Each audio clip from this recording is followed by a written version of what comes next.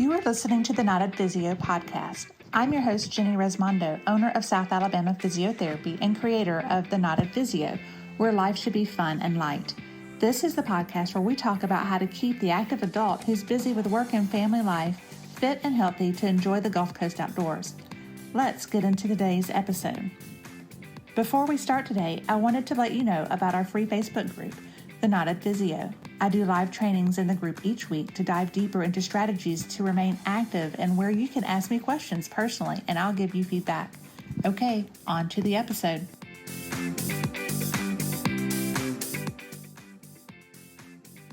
Hey everybody, Jenny Resmondo here, The Knotted Physio, coming into this podcast after just coming off a vacation and enjoying a long weekend that included a boat ride with a friend who is breaking in a boat motor. It's got to get 20 hours on the water before being able to actually use it like for real. And there's limitations. They're supposed to be able to keep it between 5 to 30 RPMs or something like that. I don't remember. It was just the 3 on the screen. And so I got opportunity to drive a boat, and we rode it for a good 5 hours on Sunday. And so after that extensive time in the boat, and we were in the canal here in Orange Beach and in Gulf Shores, it was safe waters. But part of that, the reason why that's fresh on my mind is that was a long time to kind of be going just for a boat ride with no purpose other than to put hours on an engine. It was a great boat. Our friend got a V-hull shaped Carolina skiff. It was amazing. Center console. It's going to take it back and get all the bells and whistles put on it. So it's going to be a great inshore boat. Which is wonderful. That's exactly what he wanted. And everybody's boating needs is different, right? But back to the point of why I'm mentioning this is these long boat rides, and we were in calm water, can be so physically taxing on your body and being still. Now, I did get up and walk around, and we stood to ride for a while, and I sat to ride for a while, and I tried out all the seats. There's the seat on the bow of the boat. There's a seat on the stern part of the boat. We just kind of flipped around and tried to make it the best that we could. But with all that being said, when you're sitting for that period of time, I don't care who you are, your butt is going to be sore, right? So even if it's calm and there's no chop, if you're near other boats, there's going to be wakes from the other boats if they're coming towards you or if they pass you. So you've got to be able to maneuver and to be able to enjoy the boat ride without suffering the consequences. So I wanted to talk to you guys about different ways that you could sit. Not only is it important to know that there's different ways to sit, you probably do this naturally, but never really thought about it. And so I want to go into that with you all a little bit differently and to throw in a few little caveats that maybe you've thought about or maybe you haven't thought about, and see if this spurs some new thinking in you guys. And ladies too. So on the boat ride, to start, I was at the seat at the front of the console, right? The center console. And it's this particular boat had a cushion, and underneath that was a live well. So it was really nice. It was padded. The angle of the boat, of the center console, was nice. So I could have full back support when we were just cruising. And that's lovely, only for a short period of time. So when you're sitting like that, leaning backwards, so I'm going to use my hands for those of you who are watching, but if you're sitting and if you're not sitting straight up and down, you're kind of in a reclined position, the point of contact or the most pressure that you have when you're sitting is on your coccyx or on your butt bone, your tailbone. guess what? If you do that for a long period of time, you're gonna have butt pain, right?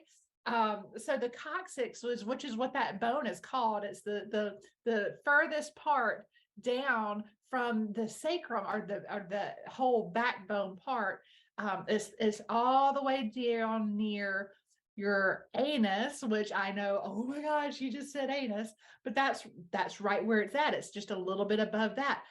But guess what? There's ligaments that attach there, there's muscles that attach there. And if you are sitting on, it could lead to a whole bunch of problems. So the moral of that story is don't sit like that for an extended amount of time, right? I would have to say maybe after 20 minutes, I started noticing discomfort. So I shifted. So when you're boat riding and that's the seat that you're in, it's kind of hard to be able to make that difference, to be able to shift. So one thing that I did and that you guys could do too is I leaned forward, I scooted forward so that my feet were good on the floor of the boat. And I did what's called perch sitting. All right, that sounds really weird, right? So perch sitting, that's just the fancy term for it. So when you perch sit, you're actually rotated all the way forward so that you are sitting more on the front of your pelvis than anything else. So if you think of where your pelvis is, that's the whole hip bone. It surrounds all the way around from the front to the back. So the very front side of the pelvis, you have your pubic bone. Now, I didn't sit all the way forward on my pubic bone, but that's the direction that you're going to shift or to lean whenever you are perched. You perch that the weight of your body is distributed differently so that it's more on the front side of your pelvis versus the back side of your pelvis. So what I just talked about are excuse me, are two extremes of sitting on your tailbone and then sitting forward more towards the pubic bone.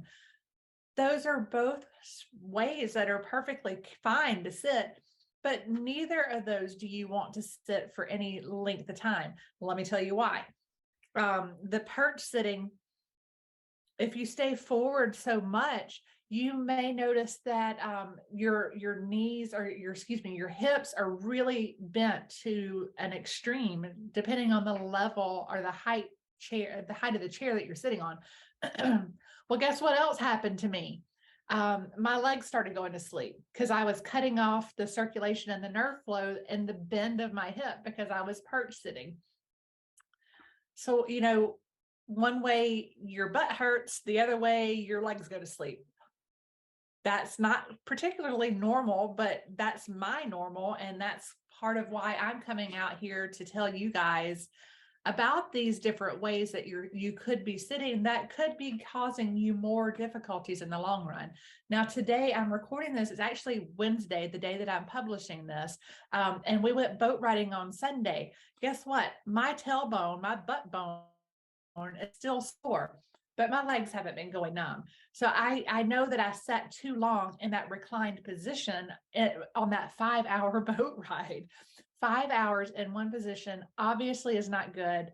I don't really know exactly how long I sat there for in that position, but I know it was a long period of time. There was a time where I had my legs extended out, so they were resting on the bow of the boat. And then I ended up having a reaction to the sun. When I'm out in the sun too many days in a row, I get these little blisterly looking things that pop up. They're not actually blisters. It's an inflammation of the skin. And so I covered myself up with a towel and had the towel tucked underneath my feet to keep the sun off of me. And as soon as I got the sun off of me, the blisters or the bumps or whatever, the rash you want to call it, started getting better. Even though I had sunscreen on, I think the sunscreen did not help the situation. It made it worse and irritated my skin worse once I have had that problem. So anyway, I sat in that extended length seated position with my legs straight out, excuse me, for far too long, I shifted back and forth from perch sitting to that reclined sitting position. And then to be able to give myself some breaks, I stood and just stood holding onto the handle of the center console, talking and shifting and whatnot. Regardless of what position you're sitting in, I even drove the boat for a little while. I sat to drive the boat, and it was an elevated seat, and there's a little place for my feet to be on. But when I sat there and I sat comfortably, the backs of my legs started going numb. I just have all these issues, so I'm constantly having to solve these problems for myself. And knowing this, I can share my little bit of knowledge. 23 years of being a physical therapist, I still have issues, and I deal with this day in and day out.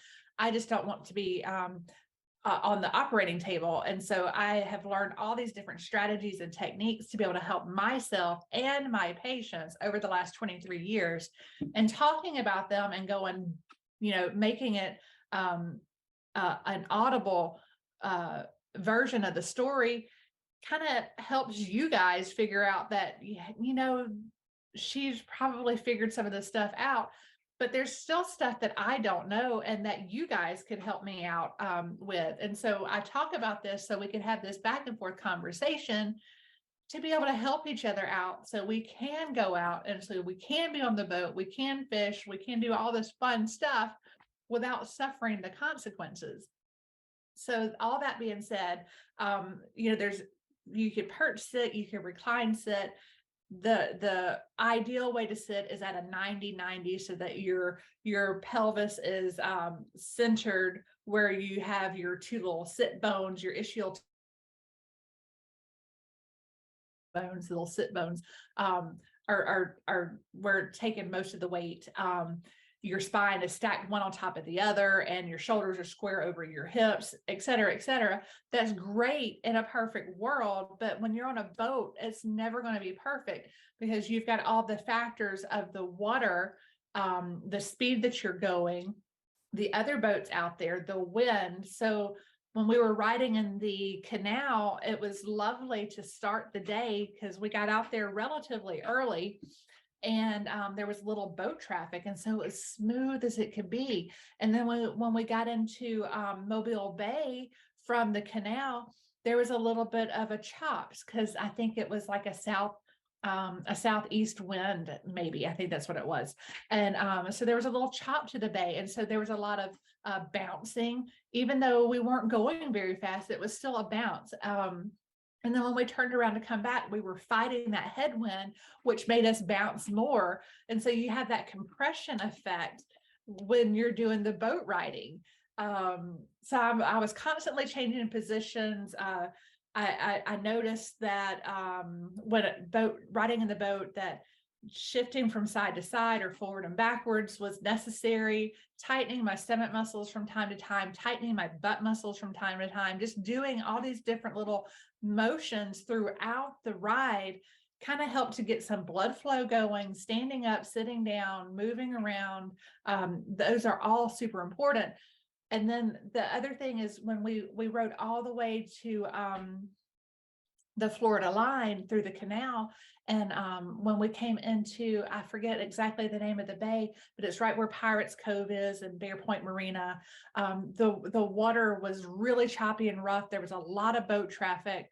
So there was no, not just the wakes of the oncoming boats. It was all over the place. And so the constant mobility of the water, of the bay water, was making me have to work extra hard.